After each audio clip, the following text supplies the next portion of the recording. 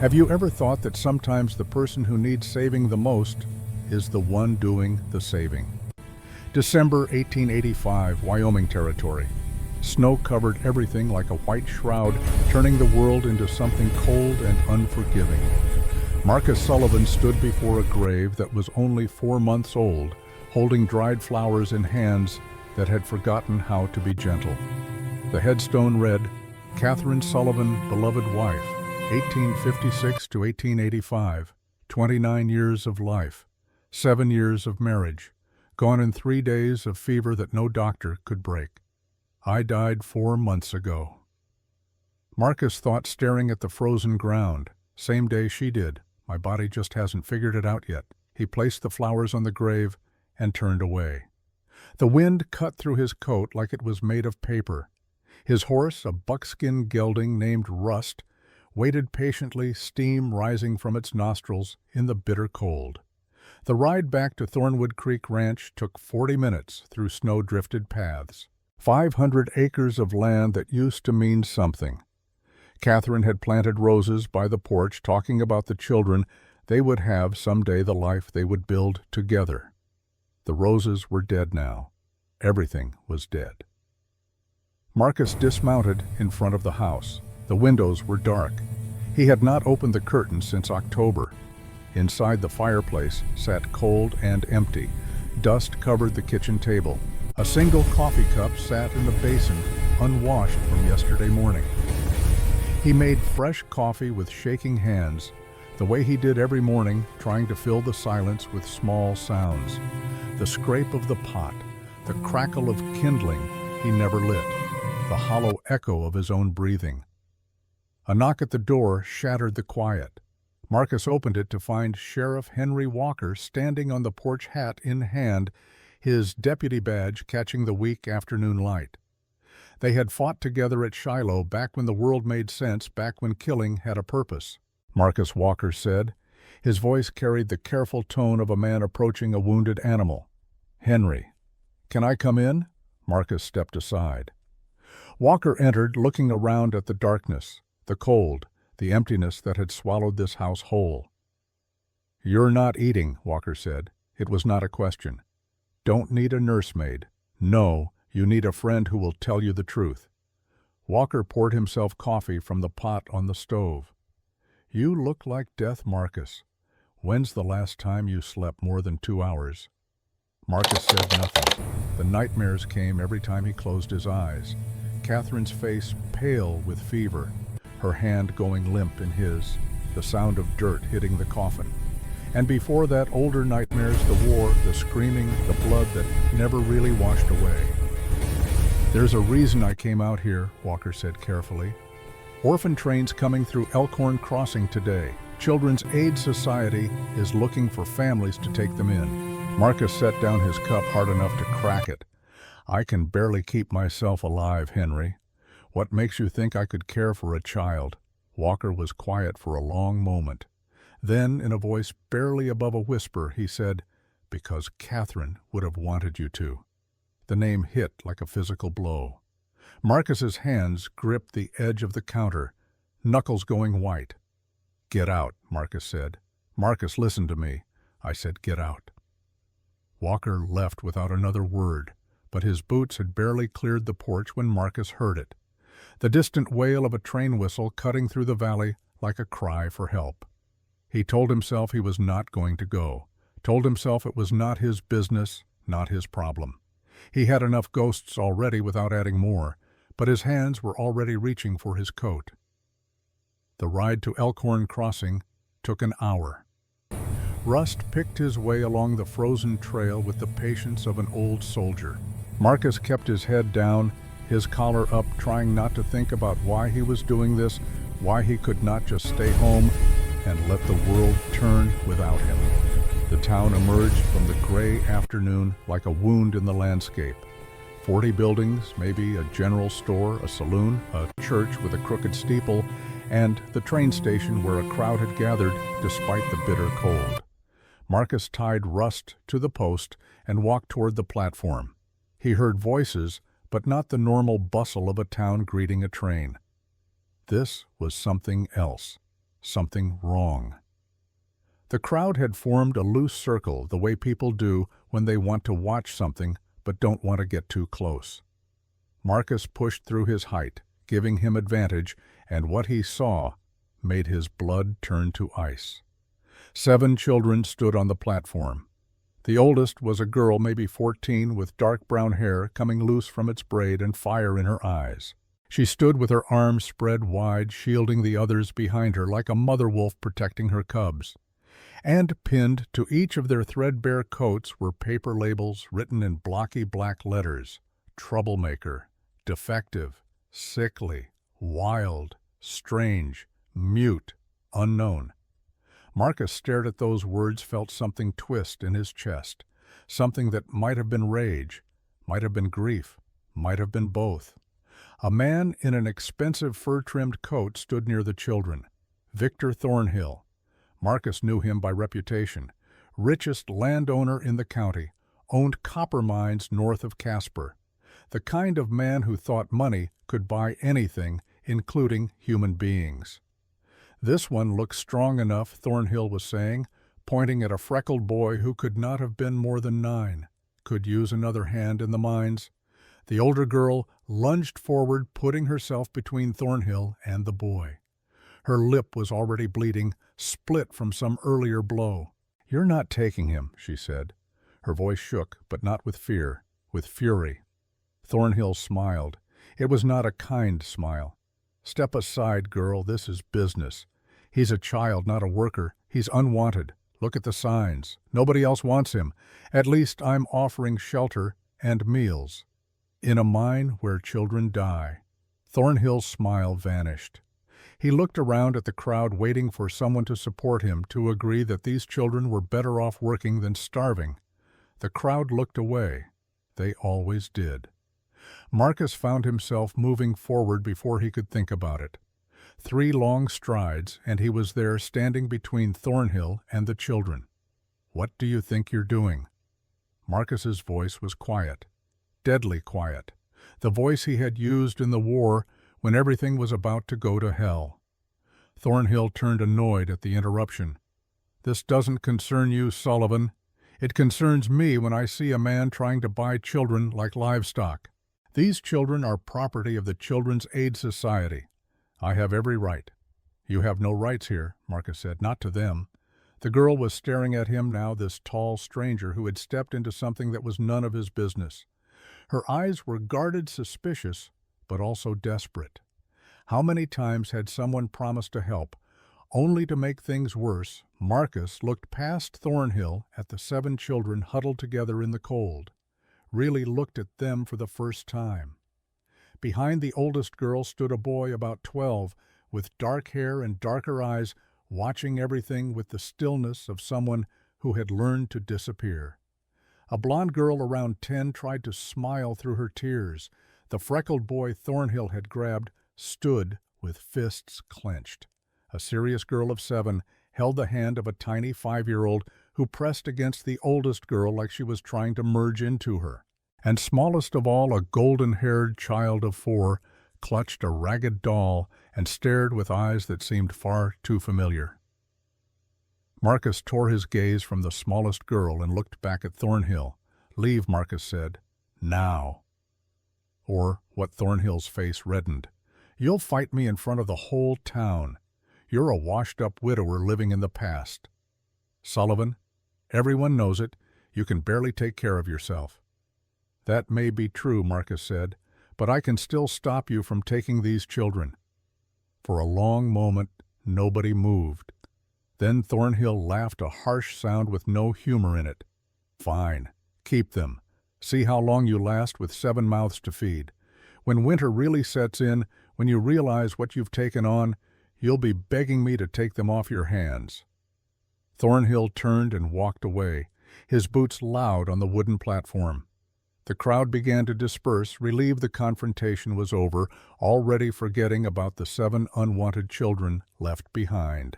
Marcus stood there, suddenly aware that 7 pairs of eyes were watching him with varying degrees of hope and terror. He had just saved them from Thornhill, but what now? What was he supposed to do with 7 children? The oldest girl stepped forward. She was tall for her age, thin in the way of someone who had not eaten enough for a long time. The cut on her lip had stopped bleeding, but it would leave a scar. "Who are you?" she asked. "Marcus Sullivan. Why did you help us?" "Because it was the right thing to do." The girl's eyes narrowed.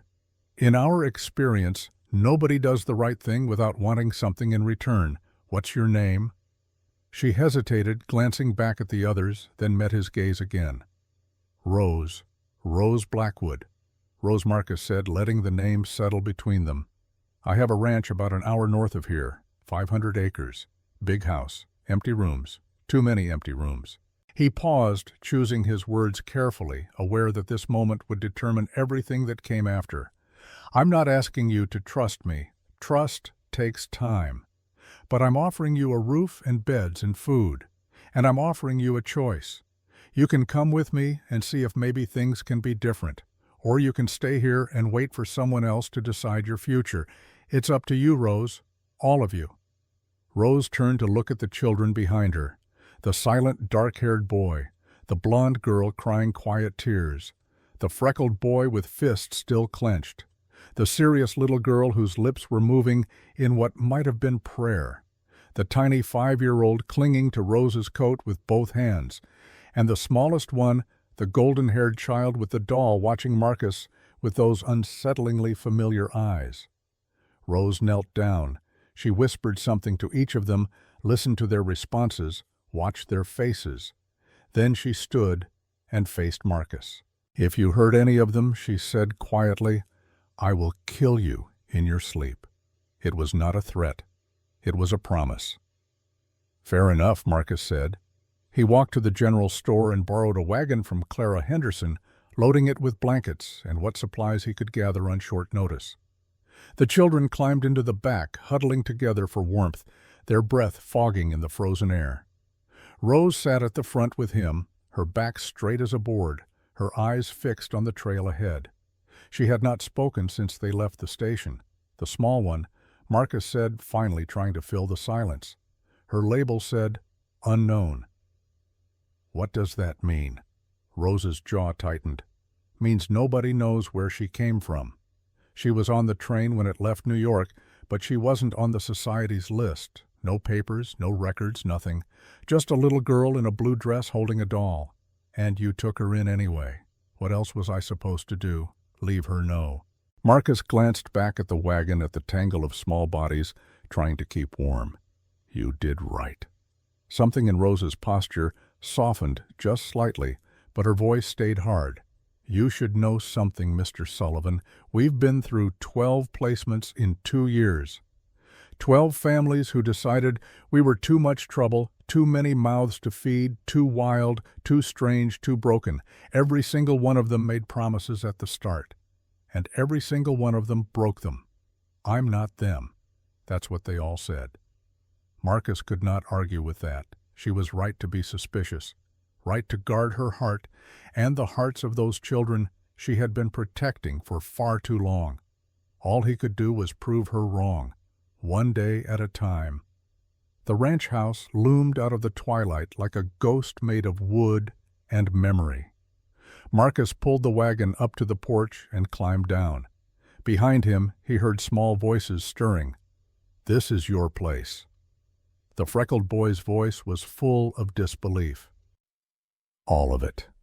All of it. It's huge. It's cold," Rose said flatly, looking at the dark windows. "No smoke from the chimney. When's the last time you had a fire going?" The question stung more than it should have. Marcus did not answer.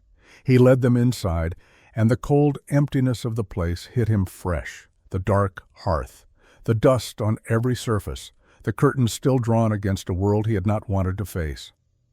He moved to the fireplace, grabbing kindling, trying to ignore the way 7 pairs of eyes followed his every movement. "I'll get this going," he said. "Rose, there's a kitchen through that door. Should be some canned goods in the pantry." The fire caught. Marcus fed it carefully, coaxing the flames higher until they began to fill the room with warmth and light. He turned to find the remaining children watching him with varying degrees of fear and exhaustion. The blonde girl had her arm around the serious little one. The tiny 5-year-old was pressed against Rose's side as always, and the smallest girl, the golden-haired child, was staring at something on the mantel. Marcus followed her gaze and felt his heart stop. Catherine's photograph, the one from their wedding day. He had forgotten to put it away, to hide it, like he had hidden everything else that hurt too much to look at. "Pretty lady," the little girl said softly. The first words she had spoken. "Yes?" Marcus's voice came out rough. "She was." "Where is she?" The question, innocent and devastating, hung in the air. "She's gone, sweetheart. She passed away a few months ago." The little girl nodded slowly, processing this with the simple acceptance of the very young. Then she looked up at him with those strange, familiar eyes. "My mama went away too," she said. "But she said someone would take care of me. She promised." Something about the way she said it, something about her face, the shape of her eyes, the way she tilted her head, made Marcus's chest constrict. "What's your name?" he asked carefully. "Clara," the little girl said. "Clara Bennett." "Clara, do you remember your mama's name?" She shook her head. She just called herself Mama. But she had a picture like that one. She pointed at Catherine's photograph, a picture of a lady who looked just like her. She said it was her sister. Said her sister would find me someday. The room went very still. Rose was staring at him, at Clara, back at him. "Mr. Sullivan," Rose said slowly, "your wife. Did she have a sister?" Marcus could not breathe, could not think, could only stare at the small golden-haired child who looked so much like Catherine it made his whole body ache. "Yes," he heard himself say. "Emily, younger by 3 years. She went to California before we were married. We lost contact." He stopped. The pieces were falling into place with terrible clarity. Emily had written once, years ago, said she had gotten married, said she was happy, and then silence. Catherine had worried, had wanted to go find her, but the journey was long and expensive, and there was always something else that needed doing first. And now Catherine was gone. And Emily was gone too, apparently. But Emily's daughter was standing in his living room looking up at him with Catherine's eyes. "Oh God," Marcus breathed. "Oh dear God." The next few hours passed in a blur of activity. Food was made, simple beans and cornbread, all Marcus could manage with 7 hungry mouths to feed. The oldest girl, Rose, oversaw everything with military precision, making sure each child ate, washed their face. The freckled boy, whose name Marcus learned was Tommy, talked constantly, filling the silence with questions and observations. The dark-haired silent boy, Daniel, watched everything but said nothing. The blonde girl, Emma, helped Rose with quiet efficiency. The serious 7-year-old Maggie bowed her head in prayer before eating. The tiny Sophie clung to Rose's side.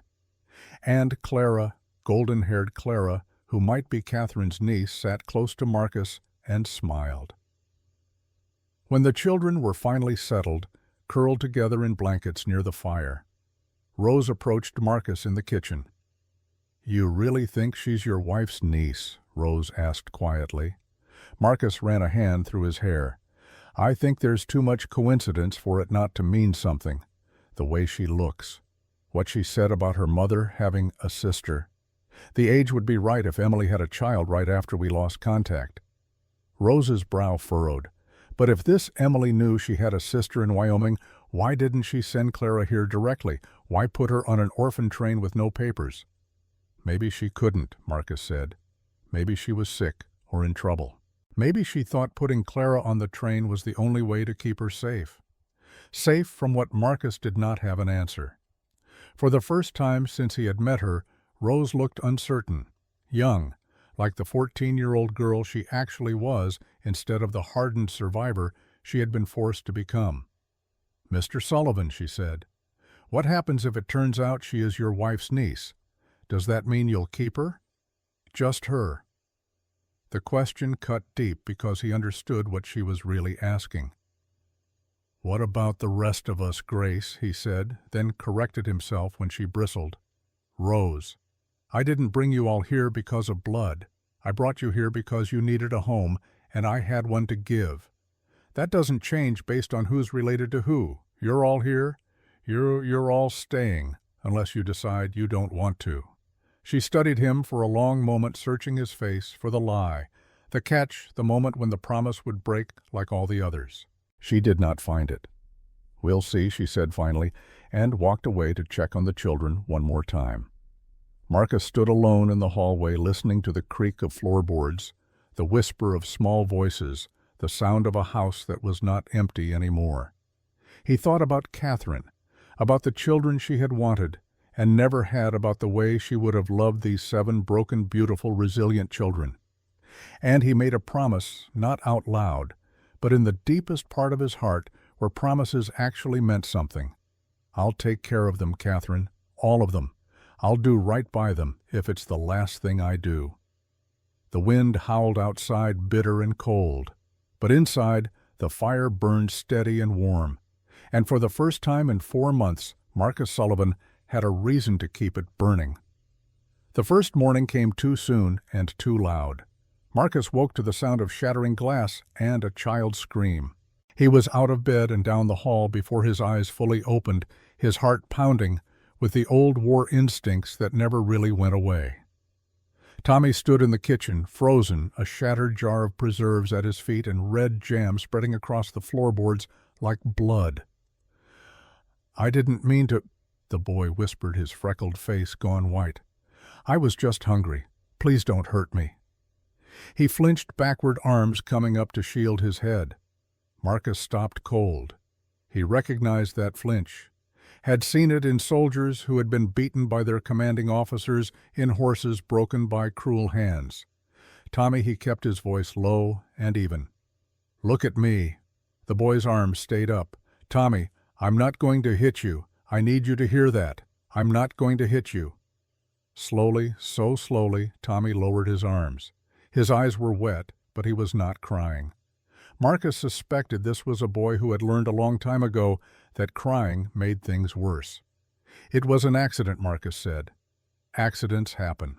"You understand," Tommy nodded, still tense as a coiled spring. "Now you said you were hungry. Let's get you fed proper. But first we need to clean this up. You know where the broom is?" "No, sir. Pantry. Left side. Go on and fetch it." Tommy moved like he expected a blow to come the moment his back was turned, but when none came, when he returned with the broom and found Marcus already kneeling to pick up the larger pieces of glass, something in his rigid shoulders eased just a fraction. They cleaned the mess together in silence, and when it was done, Marcus made breakfast. Eggs, bacon, biscuits from a recipe Catherine had taught him years ago that he had not made since she died. The smell brought the others. Rose appeared first, her hair loose and wild from sleep, her eyes sharp as she assessed the situation. Then Daniel, silent as always, slipping into a chair without a word. Emma came next, yawning, with Maggie and Sophie following close behind. Clara was last, clutching her ragged doll, her golden hair tangled. 7 children at his kitchen table, 7 faces turned toward him with varying degrees of suspicion and hope. "All right," Marcus said, setting plates down. "We've got a lot of work to do today." Rose's eyes narrowed. "What kind of work? Animals need tending. Fences need mending. Place has gone to hell while I've been away from it." He stopped himself before he said grieving. The word felt too raw, too exposed. "You mean while you've been sad," Maggie said quietly.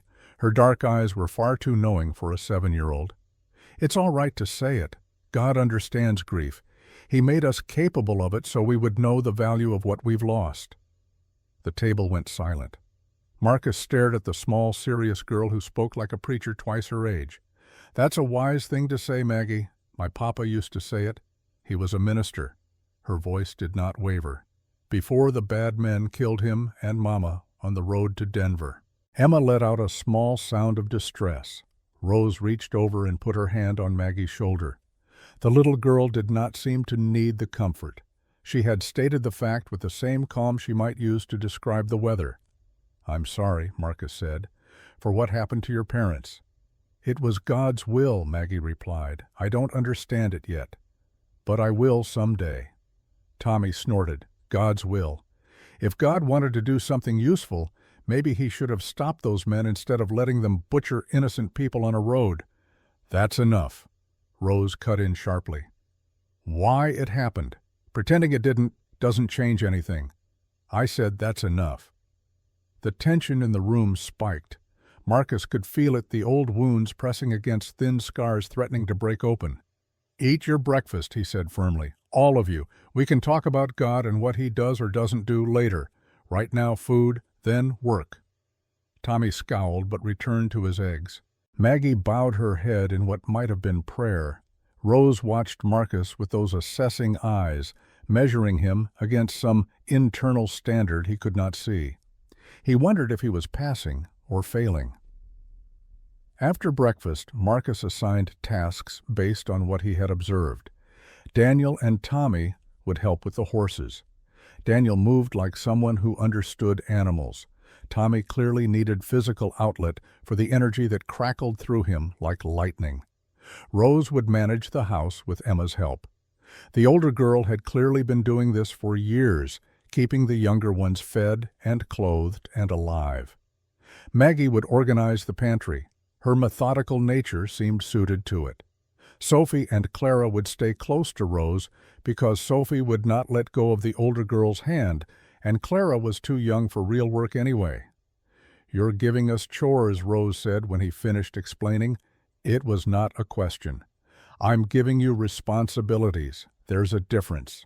Is there chores are what you make children do to keep them busy?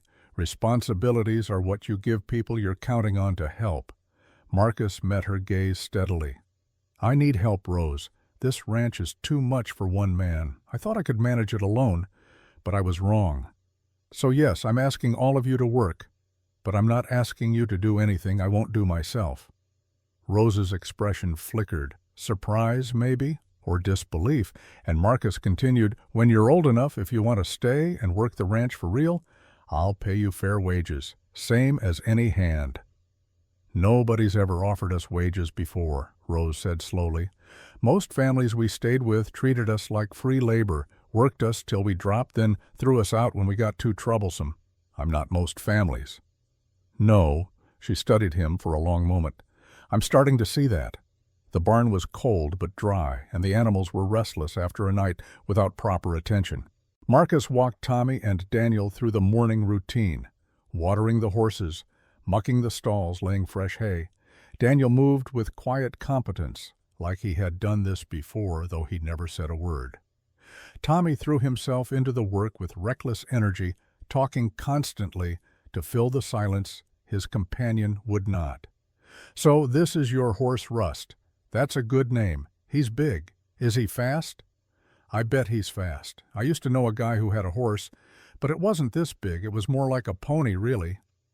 "You ever ridden a pony? Ponies are mean, meaner than big horses. At least that's what I heard." "Hey, Daniel, you ever ridden a pony?" Daniel shook his head, a ghost of amusement crossing his face. "Yeah, me neither. But I want to learn to ride a real horse. A big one like this. You think Mr. Sullivan would teach me? You think I could actually learn, or would I just fall off and break my neck, and then he'd send me back because I'm too much trouble, Tommy?"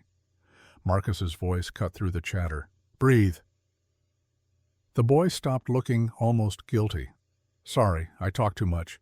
Everyone says so. The lady at the orphanage said my mouth was going to get me killed someday, said nobody wants a boy who won't shut up. She was wrong." Tommy blinked. "What?" "She was wrong.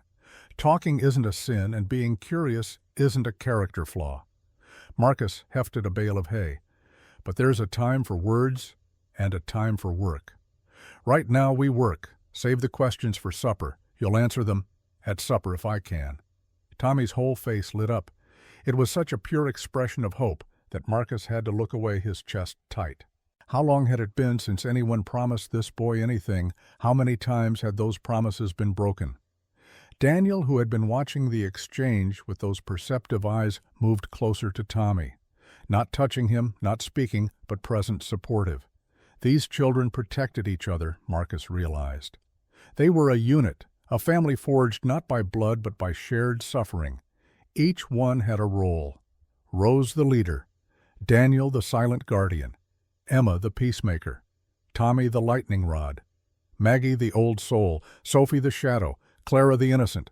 They had survived by clinging to each other when the world tried to tear them apart. And now it was Marcus's job to make sure they never had to cling so desperately again. Midday brought an unexpected visitor. Marcus heard the horse first approaching at a steady trot.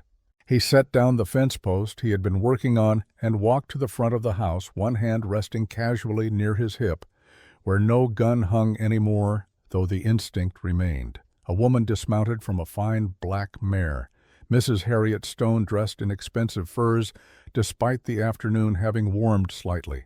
Marcus knew her by reputation. Richest woman in Elkhorn after her husband died and left her the bank. The kind of woman who thought her money gave her the right to have opinions about everyone else's business. "Marcus," she said, her voice dripping with false concern, "I came as soon as I heard. Heard what Mrs. Stone, that you've taken in 7 orphans, 7 children, all by yourself. That's right." She looked past him at the house, at the windows that were finally open at the smoke rising from the chimney.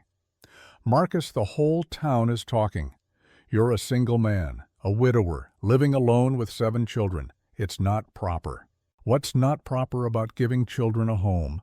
They need more than a home. They need a mother, structure, guidance.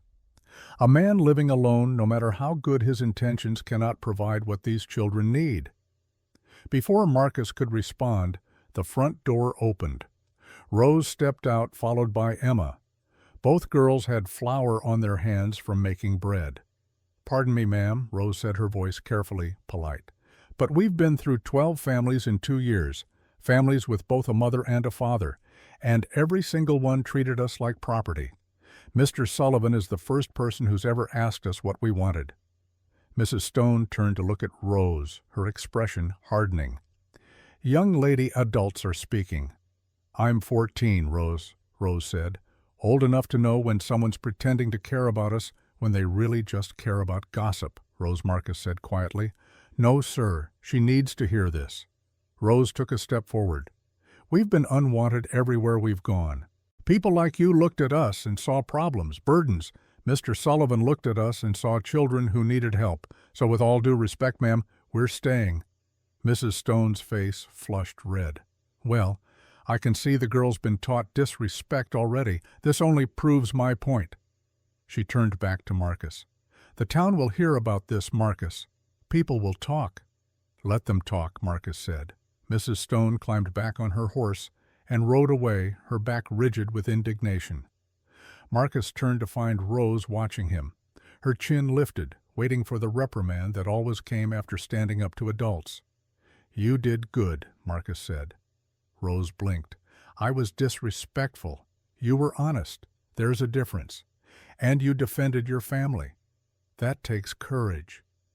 The word family hung in the air between them. Rose's eyes widened slightly. "Is that what we are?" she asked quietly. "A family. We're becoming one," Marcus said, "day by day." That evening, after supper, Marcus sat with Clara by the fire. The little girl played with her doll, humming softly to herself. The other children were scattered around the room, Daniel reading a book he had found on Marcus's shelf, Tommy trying to teach Emma a card game. Maggie and Sophie curled together on the floor. Rose stood by the window, looking out at the darkening sky. Clara, Marcus said gently, "You said your mama told you about her sister. Do you remember anything else she said?" Clara looked up at him with those familiar blue-gray eyes. "Mama said her sister lived where it snowed, and that she married a good man, a man who fixed things." Marcus's throat tightened. That sounds like something Emily would say. Mama was sick for a long time. Clara's voice was matter-of-fact, the way children spoke of terrible things they did not fully understand. She couldn't eat. She coughed a lot. One day she took me to a big building with lots of people. She said I had to go on a train. She said someone would find me. She put you on the orphan train. Clara nodded. She gave me this. Clara held up her doll. She said to keep it safe. She said it would remind me that I was loved. Marcus had to look away. Emily had died alone in New York, sick and desperate, putting her daughter on a train in the hope that somehow, someway, the child would find her way to family. And Clara had. Against all odds, she had found her way here. "You are loved, Clara," Marcus said, his voice rough. "You always were, and you always will be." Clara smiled and climbed into his lap, resting her head against his chest. Marcus held her, feeling the weight of her, the warmth, the proof that life continued even after loss. He looked up to find Rose still at the window, but now she was watching him. There were tears on her cheeks. "You're crying," Marcus said softly. Rose wiped her face quickly. "I'm not used to this." "Used to what?" "Someone keeping their promises." Marcus stood carefully settling Clara in the chair. He walked over to Rose. "I know you've been let down before. I know you have no reason to trust me yet. But I want you to understand something." He waited until she looked at him. "You're not just children I took in out of obligation. You're not just mouths to feed or bodies to work. You're people, each of you, with your own thoughts and feelings and dreams, and you deserve to be treated that way." Rose's lower lip trembled. "We were told we were defective, broken, unwanted. Those were lies." "How do you know?" "Because I see you. I see all of you. And there's nothing broken here, just people who were hurt by a world that didn't care enough." Rose broke then. Not loudly, not dramatically, but with the quiet tears of someone who had held everything together for so long that letting go felt like falling apart. Marcus did something he had not done since Catherine died. He opened his arms and let someone in. Rose stepped into the embrace and cried against his shoulder, while 6 other children watched in various states of understanding. Daniel stood up and put his hand on Rose's back. Emma came over and held her hand. Tommy stood nearby, fidgeting but present. Maggie whispered a prayer. Sophie touched Rose's arm, and Clara, still in the chair, watched with wise eyes. This was a family, Marcus realized. Not perfect, not whole, but healing, together. The fire crackled, the wind whispered against the windows, and for the first time in months, the house felt like a home. The peace lasted exactly 3 days. On the 4th morning, Marcus woke before dawn to the sound of hoofbeats. Not the casual clip-clop of a neighbor passing by, but the deliberate thunder of multiple horses moving with purpose. He was dressed and at the window in seconds, his hand instinctively reaching for the rifle he kept by the door. Through the pre-dawn darkness, he counted shapes. 5 riders, 6, no 7. And standing at the front of them, still mounted, was Victor Thornhill. Marcus moved quickly through the house, touching Rose's shoulder, where she slept near the younger children. Her eyes opened instantly, alert. She had learned long ago to wake without sound. "Get the others to the cellar," Marcus whispered. "Now. Don't come out until I call for you." Rose did not argue. She understood the look on his face, had seen it before in other places, other times. She began waking the children with quiet efficiency while Marcus walked to the front door. He stepped out onto the porch as the first light of dawn broke over the mountains. The 7 riders had formed a semicircle around the house. Thornhill sat in the center, his expensive coat pulled tight against the cold, his breath visible in the frozen air. Sullivan Thornhill called out, "We need to talk, then talk." Marcus kept his voice level, his body still. The rifle hung loose in his right hand, pointing at the ground, but ready to rise. "I've been patient," Thornhill's tone suggested. He thought patience was a virtue he alone possessed. "I offered you money, a fair trade. 2 boys in exchange for your peace and mine. You refused. Now things have gotten complicated." "Nothing's complicated. Those children aren't for sale." "Everything's for sale, Sullivan. You just haven't named your price yet. There is no price." Thornhill sighed a theatrical sound of disappointment. "That's unfortunate. You see, I've filed a formal complaint with the Children's Aid Society. Mrs. Agnes Coldwell, their representative, will be arriving today to inspect your home, and I suspect she'll find it wanting. Let her come." "Oh, she will." Thornhill smiled. And when she finds 7 children living in unsafe conditions with an unstable war veteran who has no legal right to them, she'll remove them immediately. Unless, of course, you'd like to avoid all that unpleasantness and simply give me the 2 boys I asked for." Marcus raised the rifle slowly, deliberately, until it pointed at Thornhill's chest. "Get off my land." The riders behind Thornhill shifted hands, moving toward their own weapons, but Thornhill held up a hand, stopping them. "Violence, Sullivan? That only proves my point about your instability." Thornhill's smile widened. "I'll leave, for now, but Mrs. Coldwell will be here by noon. I suggest you prepare yourself." He turned his horse and rode away, his men following. Marcus watched until they disappeared over the ridge, then lowered the rifle with shaking hands. The door behind him opened. Rose emerged, her face pale but composed. "The others are still in the cellar." She paused. "He's going to try to take us, yes. What do we do?" Before Marcus could answer, another rider appeared on the trail. For a moment, his hand tightened on the rifle again. Then he recognized the horse, the badge catching the early morning light. Sheriff Henry Walker dismounted quickly, his face grim. "Marcus, I rode out as soon as I heard. Thornhill's been in town all week, stirring things up. He's got Mrs. Coldwell coming from Cheyenne with a federal inspector. They're planning to remove the children today." "On what grounds?" "On the grounds that Thornhill has money and connections, and you have neither." Walker tied his horse to the post. "You need legal papers, Marcus, proper adoption documents. Without them, the society can take those children any time they want. How long would that take? 3 days if you ride to Cheyenne now? Maybe 4. There's a territorial judge there, William Ashford. He's fair. If you can get to him before Coldwell files her report, you might have a chance." Marcus looked back at the house. 3 days, maybe 4. Leaving 7 frightened children to face Coldwell alone. "I'll stay with them," Walker said, reading his thoughts. "Me and my deputies. We'll make sure nothing happens while you're gone."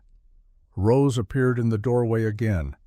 "Mr. Sullivan," she said, "go, we can manage for a few days. Rose, if they come while I'm gone and they have legal authority, there's nothing Henry can do to stop them.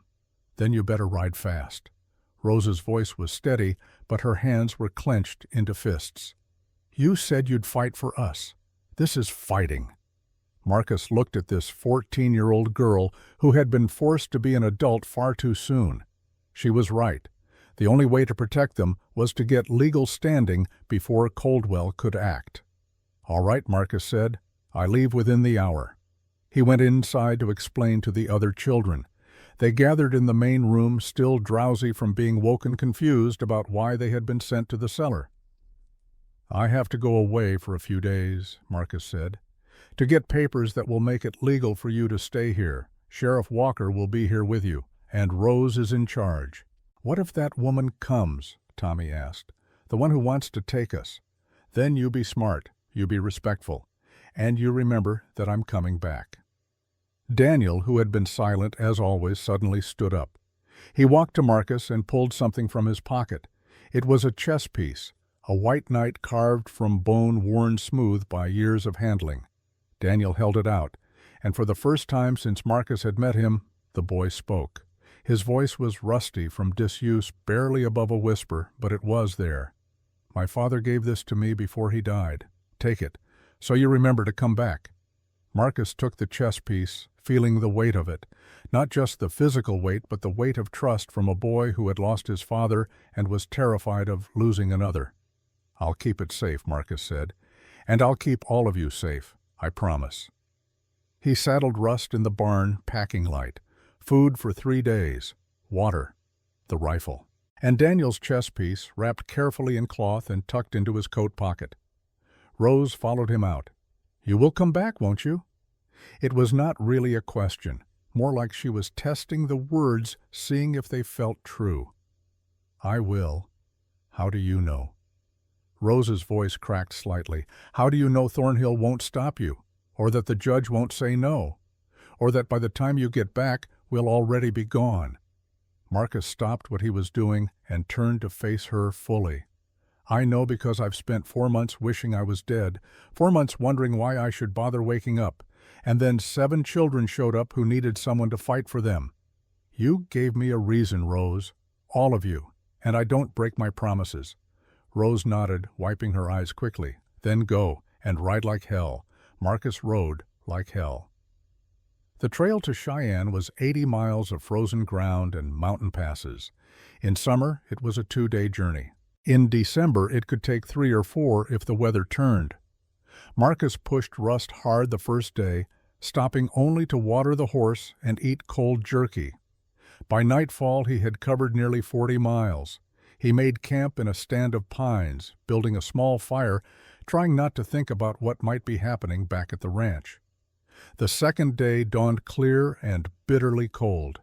Marcus was in the saddle before sunrise, driving Rust forward, the chess piece, a constant weight, in his pocket.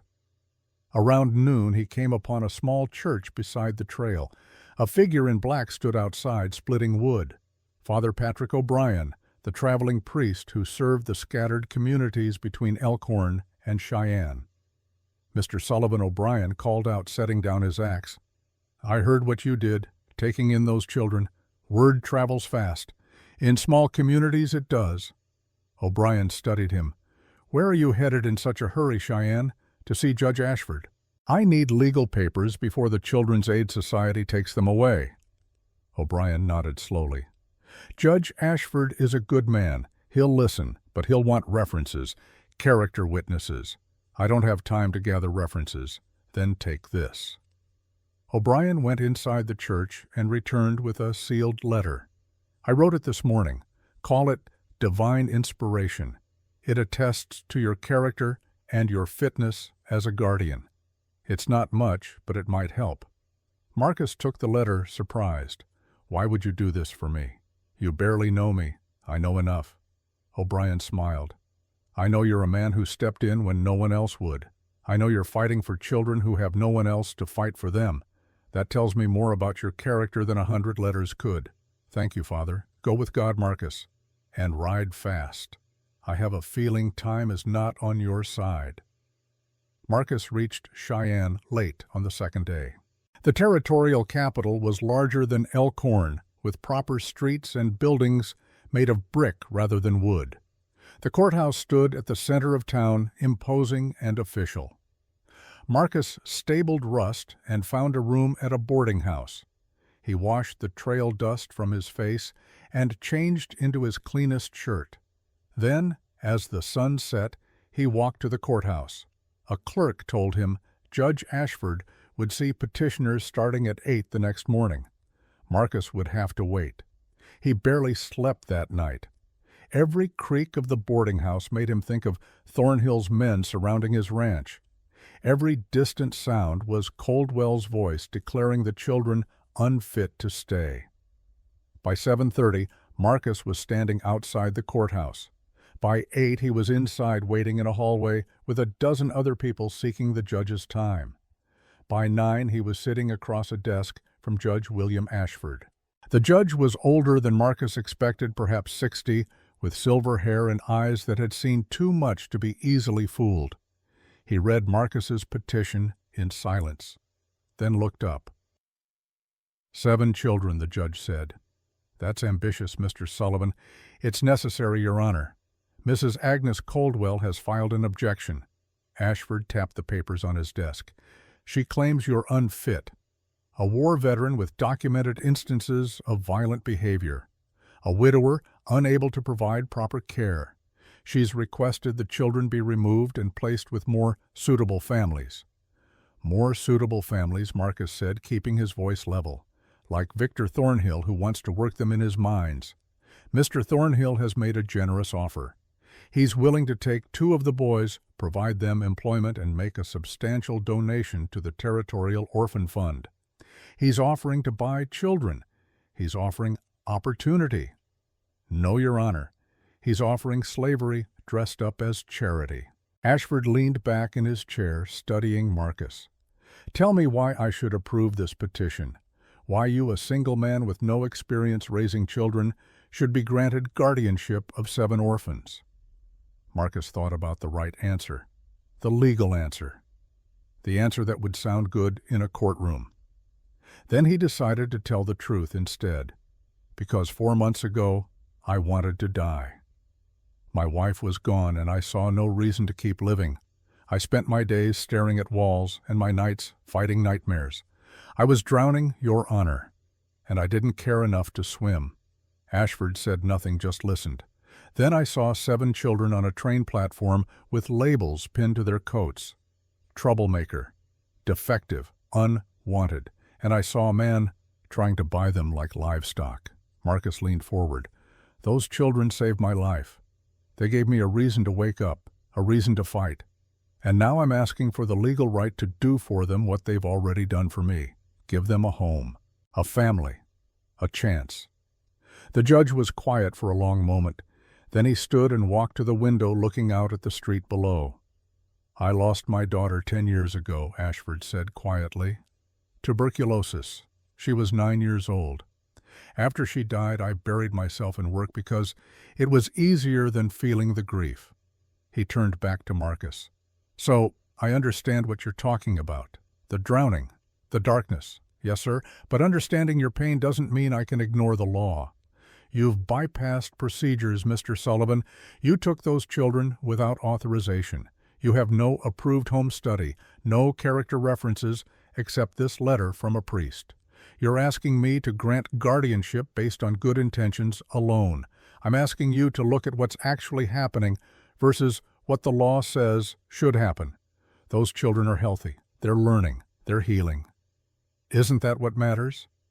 Ashford returned to his desk and picked up his pen. After a long pause, he began to write.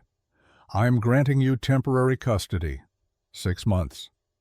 During that time, you'll be subject to quarterly inspections by a court-appointed observer. Not Mrs. Coldwell, someone impartial.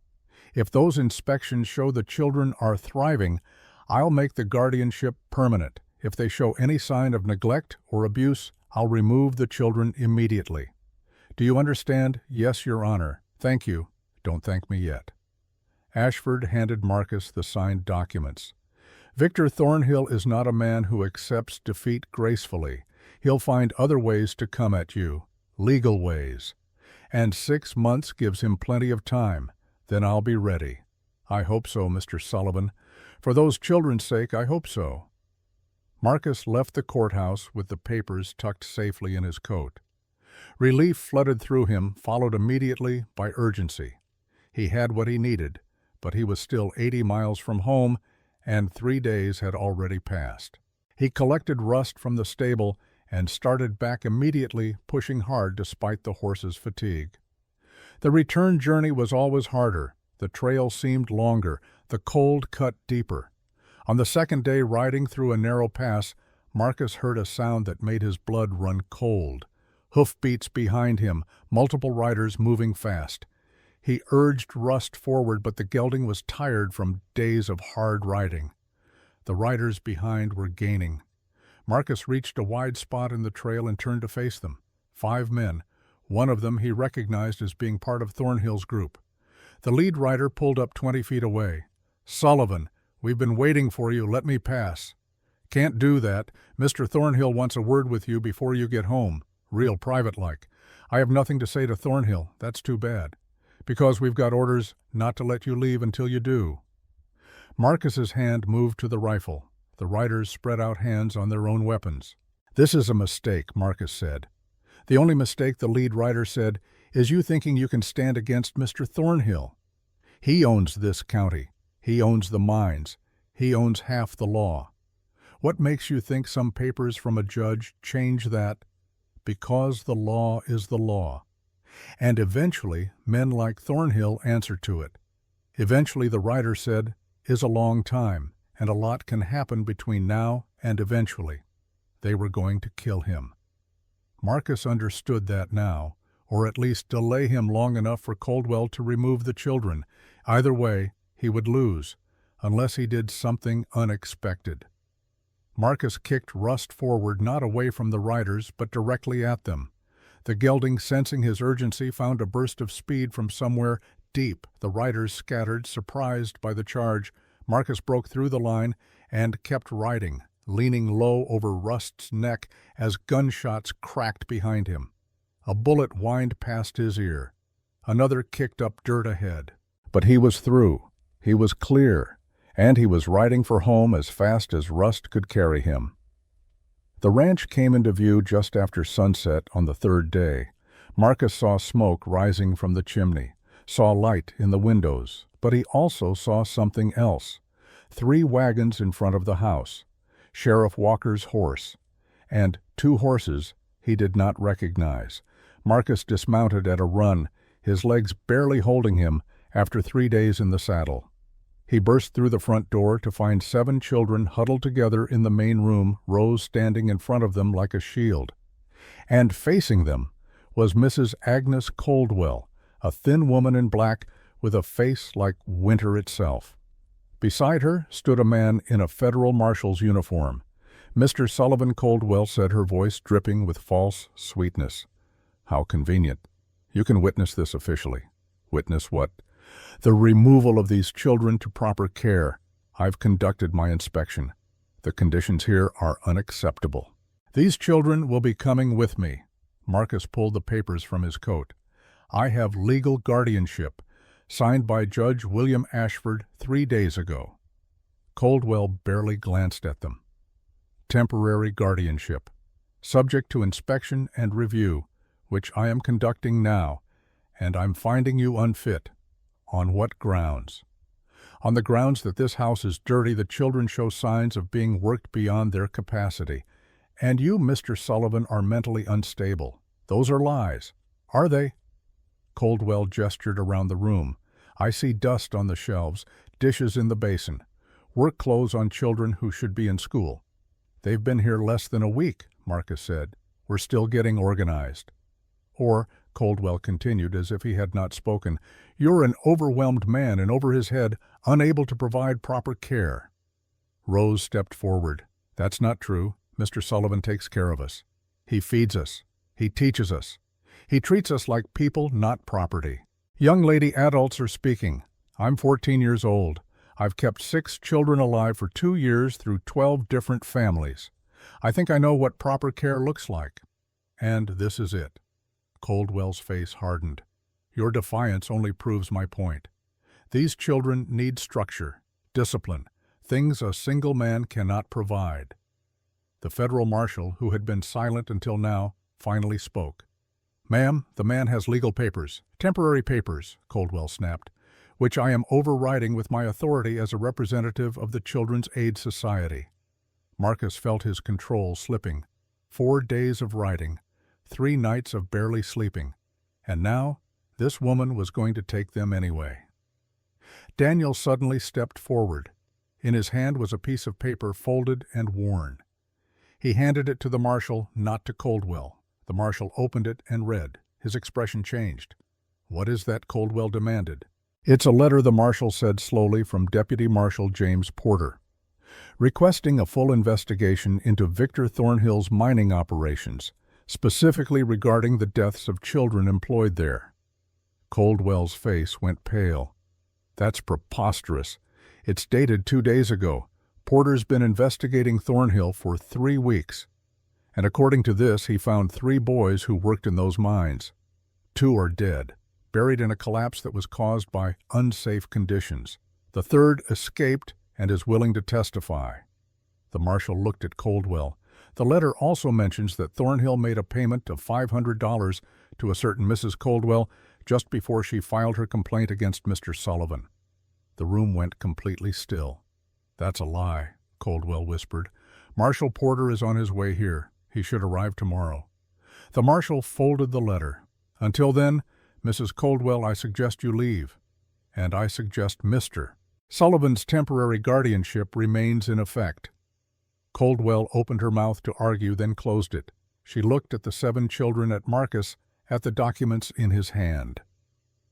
"This isn't over," she said. Then she turned and left her skirt sweeping the floor. The marshal tipped his hat to Marcus. "I'll be staying in town tonight. Make sure nobody causes trouble." He followed Coldwell out. The moment the door closed, 7 children erupted, Clara ran to Marcus and threw her arms around his legs. "Papa, you came back." It was the first time she had called him that. Marcus knelt down and pulled her close, then opened his arms to the others. They came as one, a tangle of relief and tears and laughter. All except Daniel, who stood apart watching with those dark eyes. Marcus looked at him. "You kept that letter. You waited for the right moment to use it." Daniel nodded once. "Thank you," Marcus said. "You saved us." Daniel's lips moved, forming words that were barely audible. "You saved us first." And for the second time, Marcus heard Daniel Cooper speak. Deputy Marshal James Porter arrived the next morning with the weight of the law behind him and evidence that would shake Elkhorn Crossing to its foundations. He was a tall man, perhaps 39, with the kind of face that had seen enough of the world's darkness to recognize light when he found it. He tied his horse outside the ranch and knocked with the authority of someone who did not need to announce himself twice. Marcus opened the door. The 7 children stood behind him in varying states of curiosity and fear. They had learned to be wary of official-looking men with badges. Mr. Sullivan Porter said, removing his hat, "I apologize for not arriving sooner." The investigation took longer than anticipated. "Come in, Marshal." Porter entered, and his eyes swept the room, taking in the children, the clean kitchen, the warmth of the fire, the books on the table where Marcus had been teaching them to read. His expression softened slightly. "I won't take much of your time. I know you've had a difficult few days." Porter pulled a folder from his coat. "But I thought you should know what we found." The children gathered closer, drawn by the gravity in his voice. Even Tommy was quiet. 3 years ago, Victor Thornhill purchased mining rights to a copper deposit north of Casper. He needed workers, but didn't want to pay full wages. So he started taking in orphan boys, promising them shelter food and a future. Porter's jaw tightened. What he gave them was 12-hour days in unsafe conditions and barely enough food to survive. "How many boys?" Marcus asked. "We've confirmed 7 over 3 years. 3 of them are dead. 2 in a collapse in 1883 that Thornhill claimed was an accident. The 3rd died of exposure after trying to escape. Thornhill reported him as a runaway." Rose's hand went to her mouth. Emma pulled Maggie closer. Tommy's fists clenched. "The other 4 boys escaped at different times. We found one in Denver working in a stable. He told us everything." Porter opened the folder. Thornhill kept no records, paid no wages.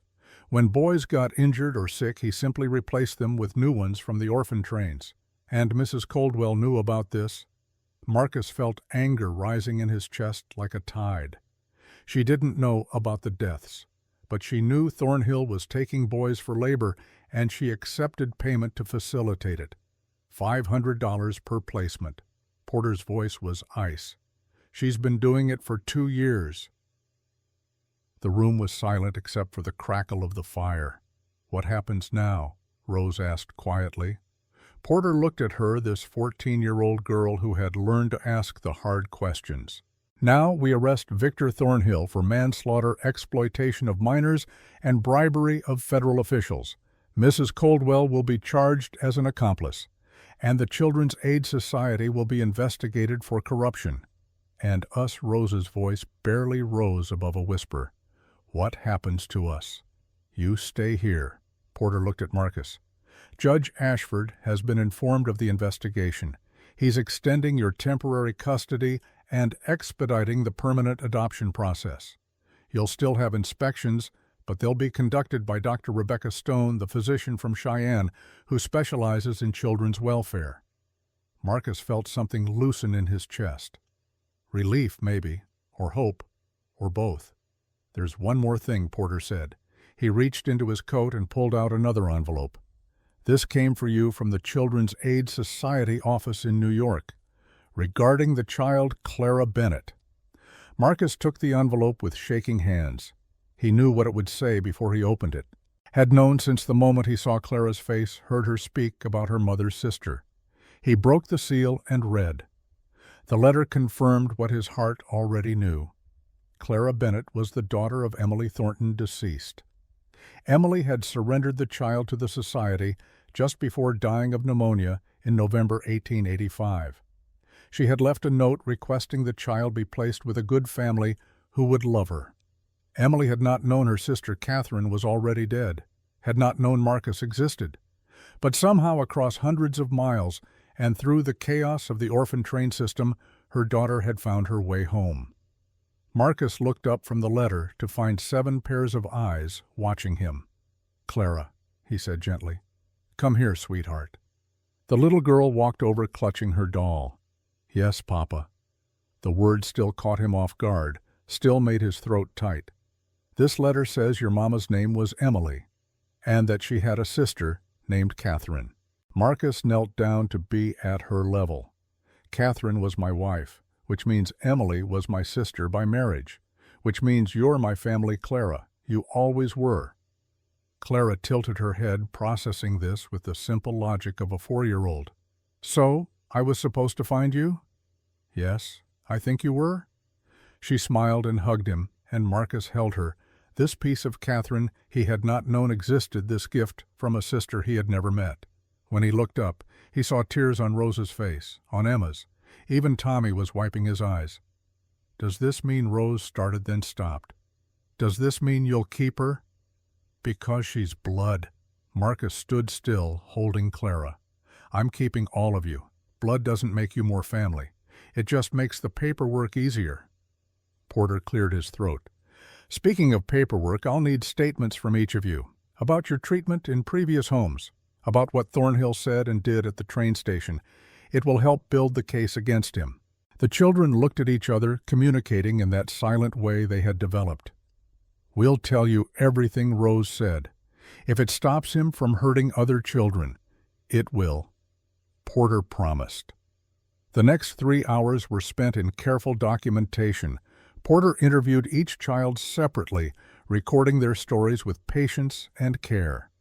Some stories were easier to tell than others. Emma spoke about families who had worked her until her hands bled, then sent her away when she got sick. Tommy talked about being locked in closets when he made too much noise. Maggie described watching her parents murdered on a road to Denver, then being told by the orphanage that she was too strange, too morbid to place. Sophie could not speak, but Rose spoke for her. Told how Sophie had been found wandering the streets of Philadelphia at age 3, unable or unwilling to say where she came from or what had happened to her. Daniel's interview took the longest. For the first time he spoke more than a handful of words, his rusty voice growing stronger as he described watching his father beaten to death over a gambling debt, being suspected by police because he was covered in his father's blood, running from city to city for 2 years before ending up on the orphan train. And Clara, small Clara, who remembered so little, told what she knew about her mother. How Emily had coughed until she could not stand, how she had kissed Clara goodbye at a big building with many children, how she had promised someone would come. When it was done, Porter closed his notebook and looked at Marcus with something like respect. "These children have been through hell," he said quietly, "and somehow they're still standing. That takes strength." He paused. "And it takes someone like you to help them keep standing. I'm not doing anything special." "Yes, you are. You're giving them something most people never do. You're giving them a choice." Porter stood and put on his hat.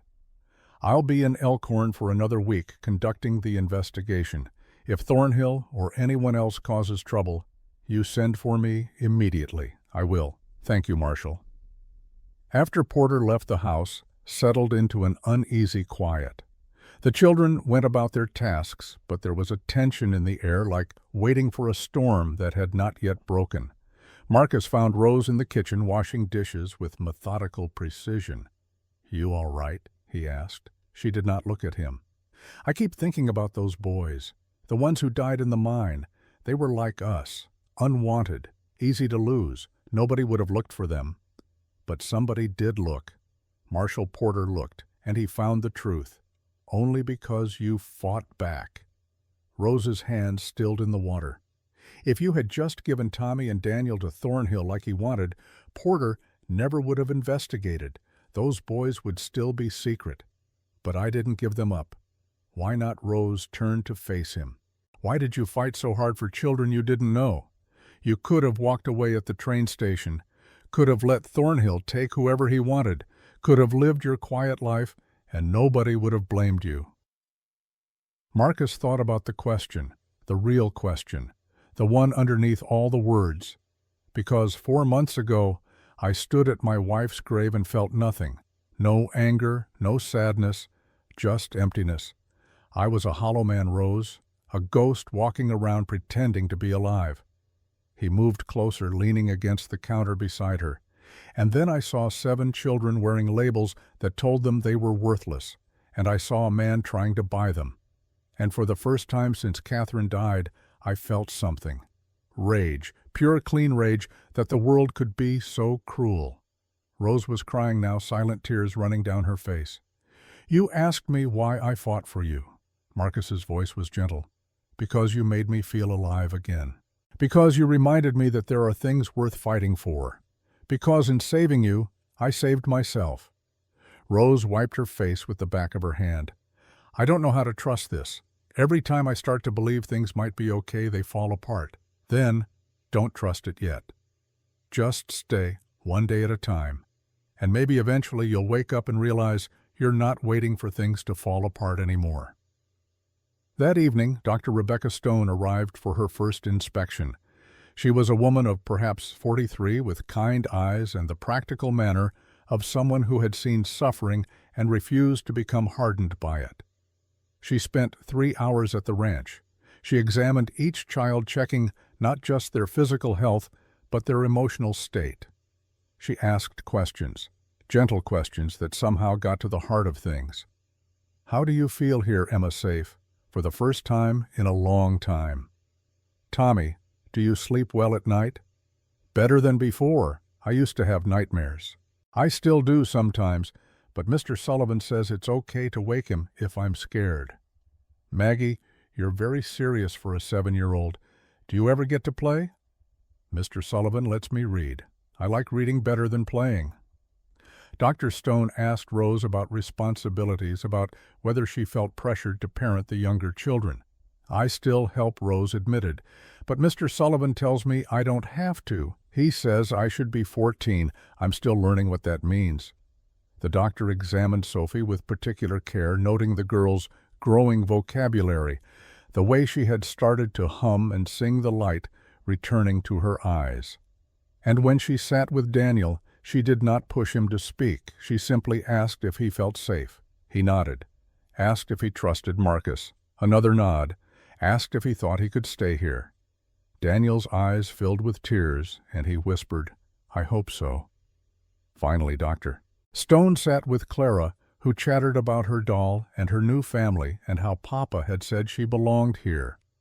When the examination was done, Dr. Stone sat with Marcus in the kitchen while the children played in the next room. I've been doing this work for 15 years, she said. I've seen hundreds of placements, some good, most adequate, many terrible. She looked at Marcus. This is the best I've ever seen. Marcus did not know what to say to that. These children are healing. Not healed. That will take years. But healing. They're learning to trust, learning to be children again. And that's because of you. I'm not doing anything special, Marcus repeated. Dr. Stone smiled. That's what makes it special. You're not trying to be a savior, you're just being a father, a good one. She stood and gathered her things. My report to Judge Ashford will recommend immediate approval for permanent adoption. You should have the paperwork within 6 weeks. 6 weeks. Marcus felt something like hope stirring in his chest. Thank you, Doctor. Thank me by continuing to do what you're doing. Love them, teach them, let them heal. After she left, Marcus sat alone for a moment, letting the enormity of it sink in. 6 weeks. 6 weeks, and they would be his. Legally, permanently, irrevocably. Papa Clara appeared in the doorway. Are you sad? No, sweetheart, I'm happy. "Then why are you crying?" Marcus wiped his eyes and laughed. "Because sometimes people cry when they're happy, when they find something they thought was lost forever. Like when I found Rosie Clara held up her doll. I lost her on the train, and when I found her again, I cried too. Exactly like that." Clara climbed into his lap. "I'm glad I found you, Papa. I'm glad I found you too." That night, after the children were asleep, Marcus stood on his porch and looked up at the stars. The same stars that had looked down on him 4 months ago when he had wanted to die. The same stars that had watched him ride to Elkhorn Crossing, not knowing his life was about to change. He thought about Catherine, about how she had always wanted children, about how she would have loved these 7 remarkable souls who had crashed into his life like a storm. "I kept my promise," he thought. "I didn't shut myself away. I opened my heart. And you sent them to me, didn't you? Somehow you sent them." The wind whispered through the pines. The house behind him was warm with light and life. And for the first time since Catherine died, Marcus Sullivan looked toward the future and saw something other than emptiness. He saw a family. Inside, Daniel lay awake, staring at the ceiling. In his pocket was the chess piece Marcus had returned to him that evening, the white knight his father had given him. For 2 years, Daniel had not spoken because speaking meant remembering, meant hearing his father's last words, meant reliving the worst moment of his life over and over again. But tonight, in this house, with these people, he had spoken, had told his story, had let the words out instead of holding them in like poison. And Marcus had listened, had not judged, had not looked at him with pity or disgust, had simply said, "You were brave. You tried to save him. That matters." Daniel closed his hand around the chess piece and felt something he had not felt in a long time. He felt like maybe, just maybe, he could learn to live again. In the room next door, Rose lay awake as well. Sophie was curled against her side, breathing softly in sleep. Emma and Maggie shared the other bed, tangled together like puppies. Rose thought about all the families that had taken them in and thrown them away, thought about all the times she had packed their few belongings and moved on to the next place, the next disappointment, the next broken promise. But this felt different. Marcus felt different. He had ridden for 3 days to get papers that would keep them, had stood up to Thornhill, had fought Mrs. Coldwell, had opened his home and his heart to 7 strangers who came with nothing but pain and need.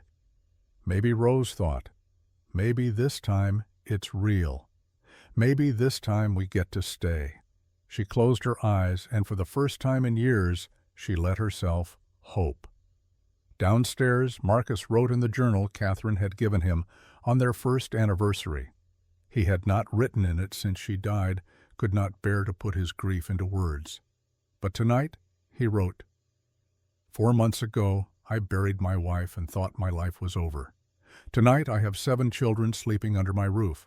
7 souls who were told they were unwanted.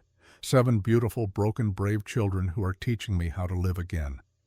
Catherine, I wish you were here to meet them, but I think somehow you sent them to me. Thank you for that. Thank you for giving me a reason to wake up, to fight, to love again. I promise I'll take care of them, all of them, for as long as I draw breath. He closed the journal and climbed the stairs to bed. Outside, the Wyoming wind howled through the valley, but inside Thornwood Creek Ranch, 7 children and 1 broken man slept peacefully, bound together by choice and circumstance, and something that was beginning to feel like family. Tomorrow would bring new challenges, Thornhill's trial, the ongoing inspections, the daily work of healing damaged hearts. But tonight they were safe. They were together, and that was enough. The trial of Victor Thornhill began on a cold morning in late January, 6 weeks after Marcus had brought the children home. The courthouse in Elkhorn Crossing was packed with townspeople who had come to witness justice, or perhaps just to see a powerful man brought low. Marcus sat in the front row with Sheriff Walker on one side and Father O'Brien on the other. The 7 children were not in the courtroom. Doctor, Stone had advised against it, saying they had given their statements and did not need to relive their trauma in public. Rose had argued at first, wanting to face Thornhill, but Marcus had held firm. "You've been brave enough," he told her. "Let the law do its work now."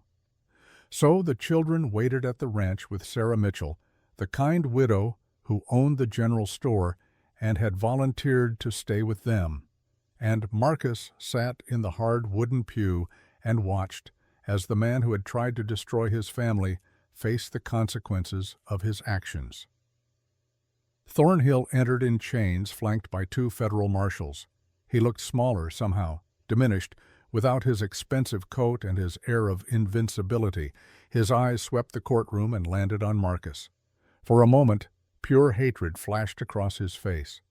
Then it was gone, replaced by the bland expression of a man who still believed money could buy him out of anything. Judge Ashford presided, having traveled from Cheyenne specifically for this case.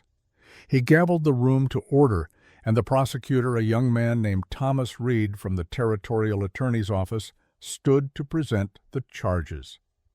The people charged Victor Thornhill with 3 counts of manslaughter in the deaths of minor children, 7 counts of exploitation of minors, 2 counts of bribery of federal officials, and 1 count of conspiracy to commit kidnapping. The courtroom murmured. Thornhill's lawyer, Clayton Webb, stood immediately. "Your Honor, these charges are based on hearsay and the testimony of delinquent children with every reason to lie. My client is a respected businessman who has contributed greatly to this community. Your client," Judge Ashford said coldly, "is accused of working children to death in his mines. We'll let the evidence speak to his contributions." The trial lasted 3 days. 3 days of testimony that painted a picture of systematic exploitation and cruelty. Marshal Porter took the stand first, detailing his investigation. He described finding the survivors' boys who had escaped Thornhill's mines with scars on their backs and haunted looks in their eyes. He presented records of payments from Thornhill to Mrs. Coldwell, $500 per child delivered. Mrs. Coldwell herself was called to testify. She sat in the witness box, her face pale, her hands trembling. Under oath, she admitted to accepting payments, admitted to falsifying reports, and admitted to turning a blind eye to where the children were really going. "I thought they were getting jobs," she said weakly.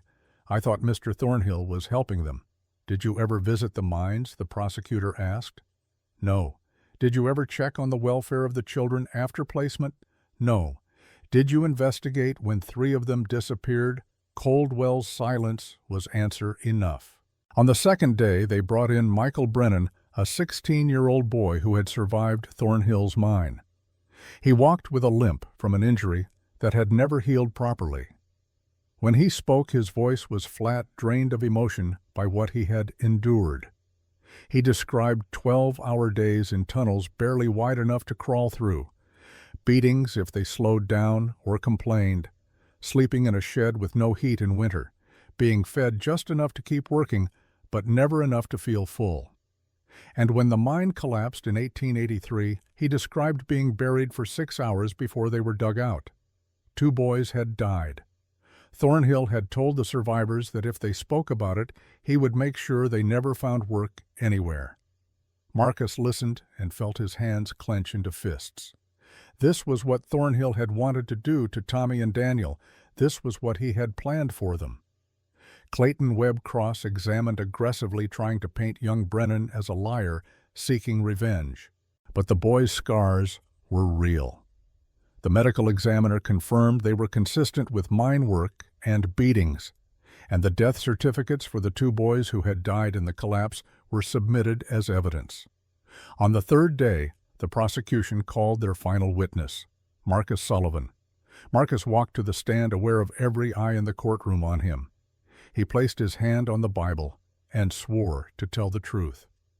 The prosecutor was gentle with him, asked him to describe what he had seen at the train station, asked about the labels on the children's coats, asked about Thornhill's offer to buy Tommy and Daniel. He wanted workers, Marcus said, not children. He saw them as tools, disposable tools. And what did you see when you looked at those children? Marcus paused, thinking about that moment on the platform when he had stepped between Thornhill and the 7 unwanted souls. I saw people who deserved better than the world had given them. I saw children who needed someone to fight for them. So I did. The courtroom was silent. Webb stood for cross-examination, his expression sharp. "Mr. Sullivan, isn't it true that you were experiencing severe depression following your wife's death?" "Yes." "And isn't it true that you had no experience with children?" "I had no biological children of my own, if that's what you mean." "Isn't it possible that you took in these 7 children not out of altruism, but out of a desperate need to fill the void left by your wife?" Marcus met Webb's eyes steadily. "I took them in because they needed help, and I could give it. My reasons don't change the fact that your client wanted to work them to death in a mine." Webb shifted tactics. "You have no proof that Mr. Thornhill intended any harm to these children. I have his own words. He said the boys looked strong enough for the mines. He tried to buy them right there on the platform. Offering employment is not a crime. It is when the employees are children and the conditions are deadly." Judge Ashford intervened. "Mr. Webb, unless you have questions that are actually relevant to the charges, I suggest you sit down." Webb sat down. The closing arguments came that afternoon. Webb painted Thornhill as a victim of circumstance, a businessman who had made mistakes but had no criminal intent. He blamed Coldwell for any improprieties, suggested the children were exaggerating, insisted his client deserved the benefit of the doubt. The prosecutor was more direct.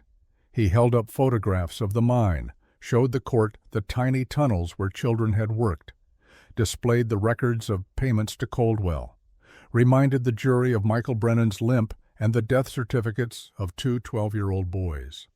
Victor Thornhill saw children as commodities, the prosecutor said. He exploited them, he abused them, and when they died, he covered it up. The only question you need to answer is this: will we allow powerful men to profit from the suffering of the powerless? Or will we say that in this territory, under this law, all lives matter, even the lives of unwanted children? The jury deliberated for 4 hours. Marcus waited outside the courthouse with Walker and O'Brien. The winter sun was setting, casting long shadows across the street. He thought about the children at home, probably sitting down to dinner with Sarah Mitchell, waiting to hear if justice would be served. When the jury filed back in, their faces were grim. Judge Ashford asked for the verdict. The foreman stood. "On all charges, we find the defendant guilty." The courtroom erupted. Some people cheered. Others sat in shocked silence. Thornhill's face went white, then red with rage. "This is a travesty," he shouted. "I built this town. My money keeps half of you in business." Ashford gabbled for order. "Mr. Thornhill, you are sentenced to 20 years hard labor in the territorial prison. Additionally, all your mining operations are hereby suspended pending safety inspections. Your assets will be liquidated to provide restitution to the families of the boys who died and compensation to the survivors." 20 years. Thornhill was still shouting as the marshals dragged him away. "You can't do this. I have friends in Washington. I'll appeal. I'll destroy all of you." But his voice faded as he was removed from the courtroom, and Marcus sat there feeling something like relief wash over him. It was done. Thornhill could no longer hurt children, could no longer use his money and power to buy human beings. Outside the courthouse, townspeople gathered. Some came to congratulate Marcus. Others came to apologize for doubting him. Mrs. Harriet Stone approached, her face tight with shame. "Mr. Sullivan, I owe you an apology. I said terrible things about you. I questioned your fitness to care for those children. I was wrong." Marcus nodded. "Thank you, Mrs. Stone. If there's anything I can do to make amends, anything at all, please tell me. Just treat them like you would any other children in this town. They're not orphans anymore. They're Sullivans." Mrs. Stone's eyes filled with tears. Yes, they are." Marcus rode home as the stars came out. The ranch house glowed with lamplight smoke rising from the chimney in a steady stream. As he dismounted, the front door burst open and 7 children came tumbling out. Papa Clara reached him first, launching herself at his legs. "Did they find him guilty?" Rose asked, her voice urgent. "Did they make him pay 20 years in prison?" Marcus said. "He can't hurt anyone anymore." Rose's knees seemed to give out. She sat down hard on the porch steps, her face in her hands. Marcus sat beside her, and one by one, the other children gathered around them in the cold night air. "It's over," Emma said wonderingly. "It's really over." "Not over," Marcus corrected gently. "Just beginning. We still have to build a life together, learn to be a family. That's harder than any trial. But we want to," Tommy said. "We want to try. Then that's what we'll do." They sat there for a while, bundled together against the cold, watching the stars emerge one by one in the darkening sky. Eventually, Sarah Mitchell called them in for the dinner she had kept warm. The meal was loud and chaotic in the way of families. Tommy talked with his mouth full. Maggie said grace before eating. Sophie hummed while she chewed. Daniel passed dishes without being asked. Emma helped Clara cut her meat. And Rose, for the first time since Marcus had known her, laughed at something Tommy said. It was just a moment, just dinner, but it felt like a miracle. After the children went to bed, Sarah Mitchell prepared to leave. "They're good children," she said to Marcus at the door. "You're doing right by them. I'm trying. That's all any parent can do. Try and love them. You're doing both." She paused. "My husband and I never had children. He died 5 years ago, and I've been alone since. If you ever need help with anything, you just ask. I will. Thank you, Sarah." After she left, Marcus made his rounds, checking on each child. He found them all asleep except Daniel, who sat by the window in the room he shared with Tommy, looking out at the night. "Can't sleep?" Marcus asked quietly. Daniel shook his head. After a moment he spoke, his voice still rough from disuse, but stronger than before. "I keep thinking about those other boys, the ones who died.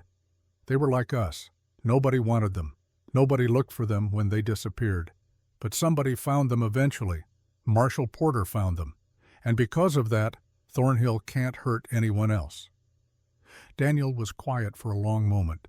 "Do you think my father would be proud of me for testifying? For helping stop Thornhill?" Marcus sat down beside him. "I think your father would be proud of you for surviving, for protecting the people you care about, for learning to trust again. Those are the hardest things. I miss him. Even after 2 years, I still miss him every day. That never goes away completely." Marcus thought of Catherine, of the ache that had become a part of him. But it gets easier to carry. And having people who care about you helps. Is that what we are? Daniel looked at him with those 2 old eyes. People who care about each other? Yes, that's exactly what we are. Daniel nodded and turned back to the window. After a moment he said, "Thank you for everything." Marcus put his hand on the boy's shoulder. "You're welcome. Now try to get some sleep. Tomorrow we've got work to do." The next morning brought news that spread through Elkhorn Crossing like wildfire, Mrs. C. Agnes Coldwell had been formally dismissed from the Children's Aid Society and would face trial for accepting bribes and falsifying records. More importantly, the society had sent a new representative, a man named Jonathan Pierce, who came with a very different mandate. He arrived at the ranch 3 days after Thornhill's conviction, carrying a leather satchel full of documents. "Mr. Sullivan," he said, when Marcus answered the door, "I've come from New York with papers regarding your adoption petition." The children gathered behind Marcus, suddenly tense. They had learned to fear official visitors with papers.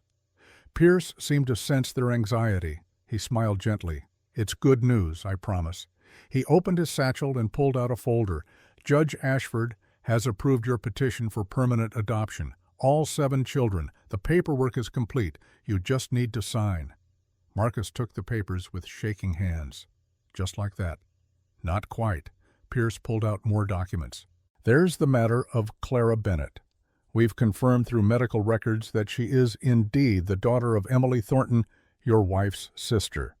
That makes her your legal next of kin. The adoption process for her is somewhat simplified. He laid out several more papers. And then there are these: birth certificates, updated with your name as legal guardian, school enrollment forms, medical authorization forms, everything you need to establish them as your children in the eyes of the law. Marcus looked at the documents at the 7 names that would now carry Sullivan as their surname: Rose Sullivan, Daniel Sullivan, Emma Sullivan, Thomas Sullivan, Margaret Sullivan, Sophie Sullivan, Clara Sullivan. His children, legally, permanently, irrevocably. Mr. Pierce Marcus said, his voice rough, "I need you to understand something. I'm not a wealthy man. I can't give them everything, just a home and food and love." Pierce smiled. "Mr. Sullivan, I've been doing this work for 15 years. I've placed children with wealthy families who treated them like servants. And I've seen poor families who gave children everything that mattered. You're giving them what they need most, someone who sees them as people, not problems." He held out a pen. "So, if you're ready, let's make it official." Marcus signed. His hand trembled slightly as he wrote his name again and again, but his signature was clear and firm. This was the most important thing he would ever do. When it was done, Pierce gathered the papers and stood. "You'll receive certified copies in a few weeks. Until then, these are yours." He handed Marcus a folder containing copies of everything. Then he did something unexpected. He shook hands with each of the children. "Welcome to your family," he said to each one. "I hope you'll be very happy here." After Pierce left, the 7 children stood in the living room staring at Marcus, as if waiting for him to explain what had just happened. "We're staying?" Rose asked. "For real this time, for real. Nobody can take us away. Nobody." Rose made a sound somewhere between a laugh and a sob. She turned and hugged Emma, who started crying. Tommy whooped and punched the air. Maggie clasped her hands in prayer. Sophie smiled a real smile that lit up her whole face. Daniel walked over to Marcus and held out his hand. Marcus shook it solemnly, man to man. "Thank you," Daniel said, "for choosing us." "You chose me too," Marcus replied. "That's how family works." Clara tugged on Marcus's sleeve. "Papa, does this mean I get to stay forever, forever, and always, sweetheart?" She threw her arms around his neck. "Good, because I love you." The words hit Marcus like a physical blow. Catherine had been the last person to say those words to him. He had thought he would never hear them again. "I love you too, Clara." He looked up at the other 6. "I love all of you." It was the first time he had said it out loud. The first time he had named the feeling that had been growing in his chest since that day on the train platform. Rose wiped her eyes. "We should celebrate. We should do something special." Like what Tommy asked, "I don't know. What do families do when something good happens?" Marcus thought about it. When Catherine was alive, they had celebrated good news with simple things. A special dinner, music, laughter. How about we make a proper meal together? Everyone helps. And after dinner, we sit by the fire and tell stories. "What kind of stories?" Emma asked. "Any kind. Happy ones, sad ones, true ones. Stories about where we've been and where we're going." So they did. They spent the afternoon cooking together. Rose and Emma made bread from scratch. Marcus and Tommy prepared a roast. Maggie and Sophie set the table. Daniel chopped vegetables with careful precision. Clara's job was to arrange flowers in a vase, which she took very seriously. When dinner was ready, they sat down together at the table that had been empty for so long. They held hands while Maggie said grace. "Thank you, God, for bringing us together. Thank you for giving us a home. Thank you for Papa. And thank you for making us a family. Amen." They ate and laughed and talked over each other in the way of people who are comfortable together. It was not fancy. The bread was a little dense and the roast was slightly overcooked, but it was theirs, made together, shared together. After dinner they gathered by the fire as Marcus had suggested. He sat in the big chair that had been Catherine's favorite. Clara climbed into his lap. The others arranged themselves on the floor and couch. "Who wants to go first?" Marcus asked. Rose raised her hand. "I'll start." She took a breath. "Before I met all of you, I thought I had to do everything alone. I thought asking for help was weakness. But you've taught me that family means carrying each other. Thank you for that." Emma went next. "I used to think I wasn't strong enough to survive. But watching Rose be brave and Daniel be quiet strong and Tommy never give up, I learned that strength comes in different forms. I'm stronger than I thought." Daniel spoke quietly. "I haven't said much in 2 years, but being here, feeling safe, I'm remembering how to use my voice. I'm remembering that I'm allowed to be heard." Tommy grinned. "I learned that talking too much is only bad if nobody wants to listen. But here, people actually answer my questions. That's pretty great." Maggie said I learned that God works in mysterious ways. Papa says we found him. But I think he found us. I think God brought us together. Sophie, to everyone's shock, spoke 3 words. "I am happy." The room erupted in gentle cheers. Sophie had spoken 3 words, 3 beautiful words. Clara went last. "I learned that even when you lose your mama, you can find a papa, and sisters and brothers, and home." Then it was Marcus's turn. Everyone looked at him expectantly. "I learned that the worst thing that ever happened to me, losing Catherine, led me to you, and that grief doesn't have to be the end of the story. It can be the beginning of something new." He paused, his voice thick with emotion. "You've given me a reason to live again. Thank you for that. Thank you for being my family." They sat together as the fire burned low, 7 children and 1 man who had found each other when they all needed it most. Outside, the Wyoming winter raged, but inside Thornwood Creek Ranch there was warmth, there was laughter, there was love, and there was family. Not perfect, not without scars, but real, and that was everything. Spring came to Wyoming territory with reluctant grace, melting the snow in patches and coaxing green shoots from the frozen earth.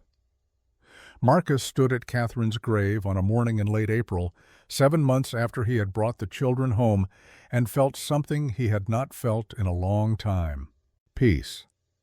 The headstone was clean now, the weeds cleared away. Fresh wildflowers, picked by the children that morning, rested against the marble. Behind him he heard footsteps and turned to find Rose approaching, her hair loose in the warm breeze. "The others wanted to come," she said, "but I asked for a minute alone with you first." "All right." Rose stood beside him, looking at Catherine's name carved in stone. "I never met her, but I feel like I know her because of you, because of this place, because of everything she wanted for you. She would have loved you all," Marcus said quietly. "She wanted children so badly. And now I have 7. Do you think she sent us to you? Like Maggie says," Marcus considered this, "I think Catherine would say that grief opened my heart enough to see you when others looked away. And that love brought us together. Whether that was God or fate or just chance, I don't know, but I'm grateful for it." Rose was quiet for a moment. Then she said, "I want to tell you something. Something I've never told anyone." Marcus waited. "When we were on the orphan train before we got to Elkhorn, we stopped at 7 other towns, 7 other platforms where families could come look at us, and every single time people would walk past me. They'd take the younger ones sometimes, the cute ones, but they'd look at me and see trouble, see someone who wouldn't bend, who wouldn't break." Her voice caught slightly.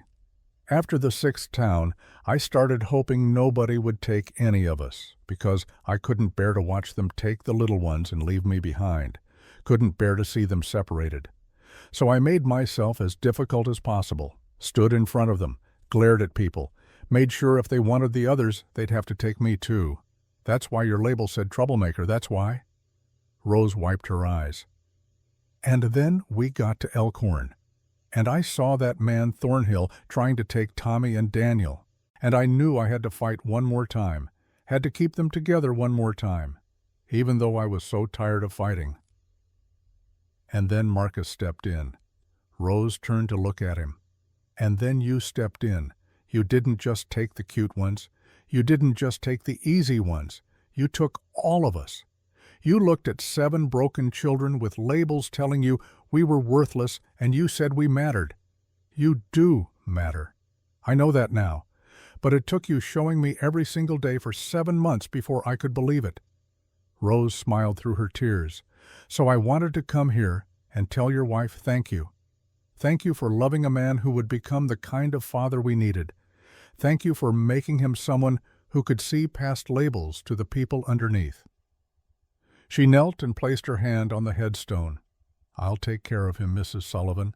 I promise. We all will. We'll make sure he's never alone again."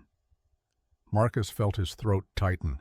He put his hand on Rose's shoulder, and they stood together in silence, honoring the woman who had shaped him and the life that had emerged from loss. Eventually, the other children came up the hill, and they stood together at the grave. Each one had something to say or place. Emma left a drawing she had made of the ranch house. Daniel left a stone he had polished smooth. Tommy left a carved wooden horse. Maggie recited a prayer. Sophie sang a song, her voice soft but clear. And Clara left her doll then, after a moment picked it back up. "Mama said to keep Rosie safe," Clara explained. "But I wanted to share her with Aunt Catherine for a minute." Marcus picked up Clara and held her close. "Your Aunt Catherine would have loved that, and she would have loved you." They walked back to the ranch together, and Marcus looked at the house with fresh eyes. The roses Catherine had planted were beginning to bloom again, tended by Emma and Maggie, with careful devotion. The curtains were open in every window. Smoke rose from the chimney. Laughter echoed from inside where Tommy was probably causing some kind of chaos. This was home now, not a place of grief and silence, but a place of life and noise and love. That evening, Dr. Rebecca Stone arrived for her final inspection. She had been coming quarterly for the past 7 months, documenting the children's progress, writing reports that had helped secure the adoption. This was different, though. This was the last one. After this, the scrutiny would end. They would simply be a family like any other. Dr. Stone spent 3 hours examining records, interviewing children, observing interactions. When she was done, she sat with Marcus in the kitchen while the children played outside in the warming evening. "My report will state what anyone with eyes can see," she said. "These children are thriving.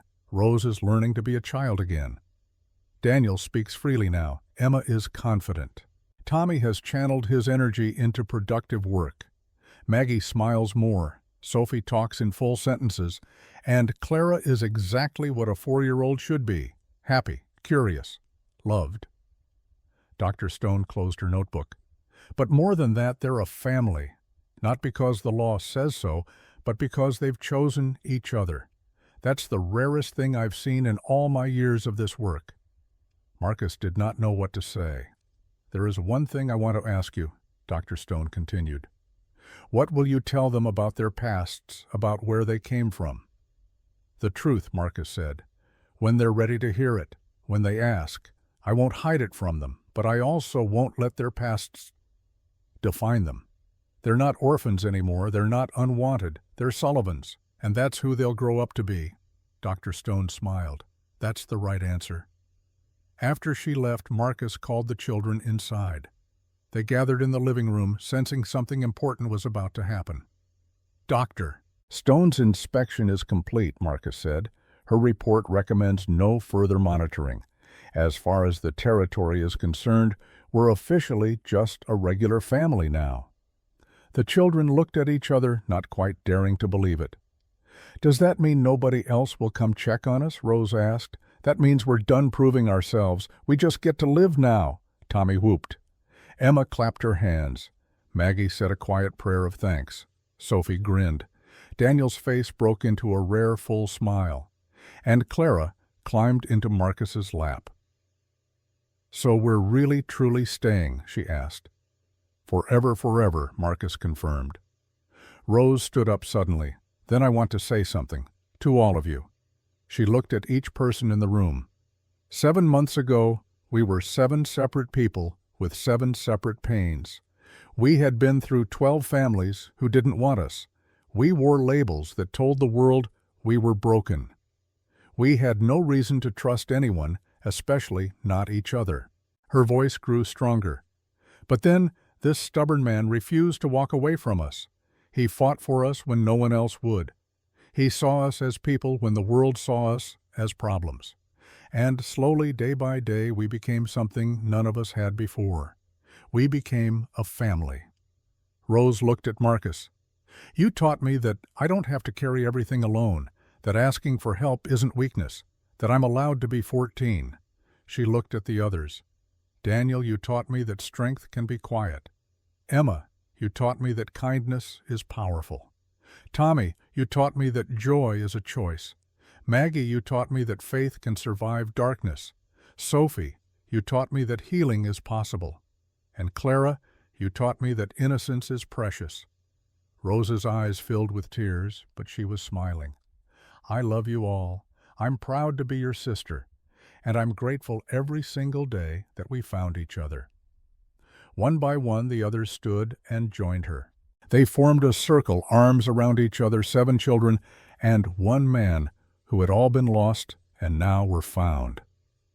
That night, Marcus sat on the porch long after the children had gone to bed. The stars were brilliant in the clear spring sky, the same stars that had watched over him during the darkest months of his grief.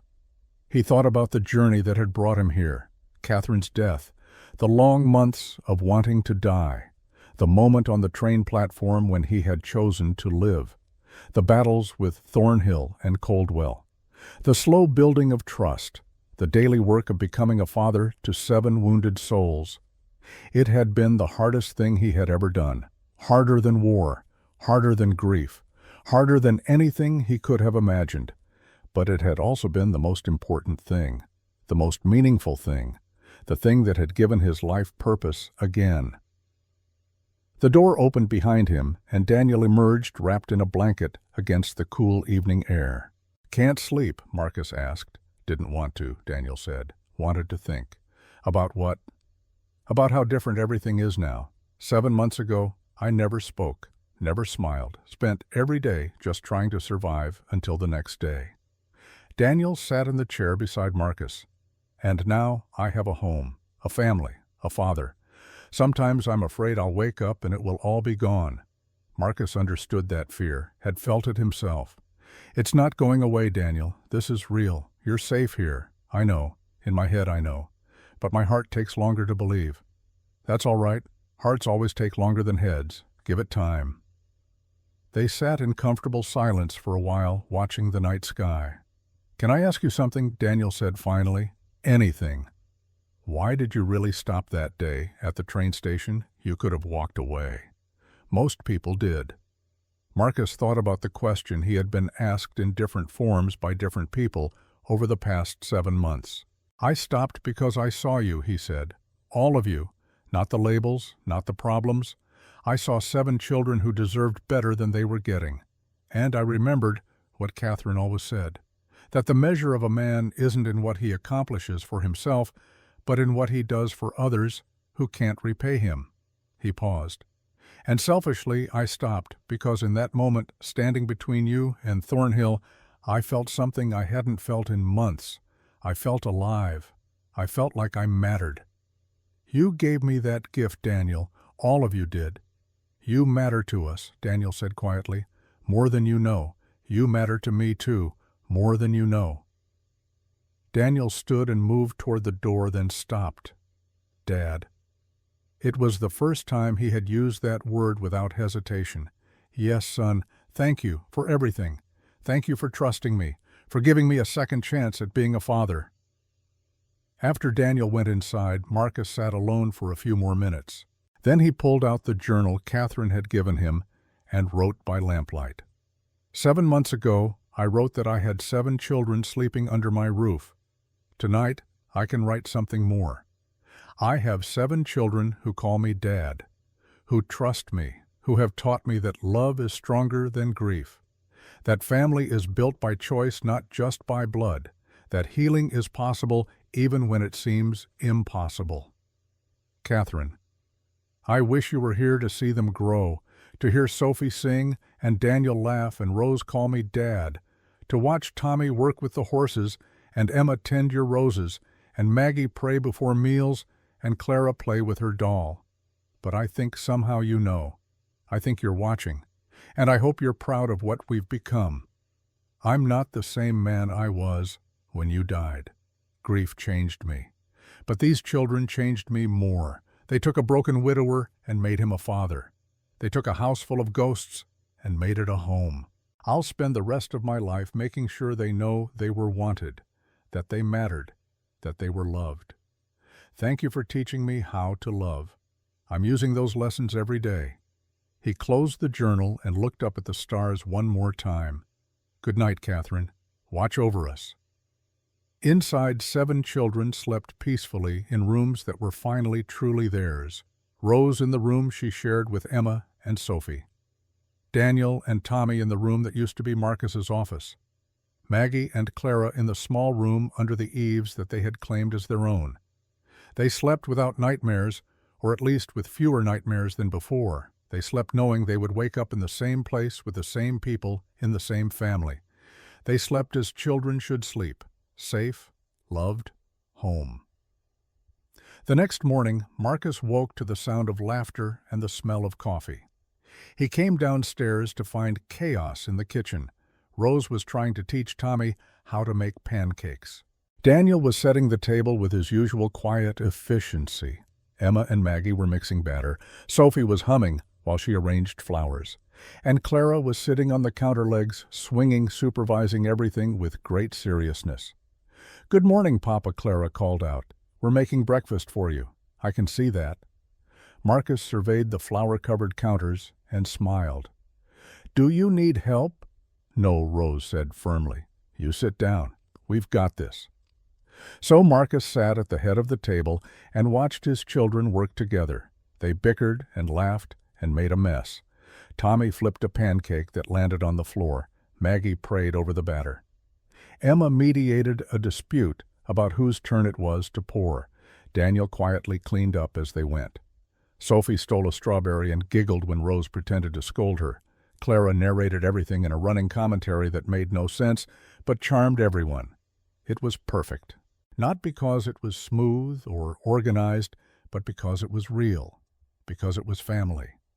When breakfast was finally ready, they sat down together. The pancakes were slightly burnt and the eggs were overcooked and the coffee was too strong.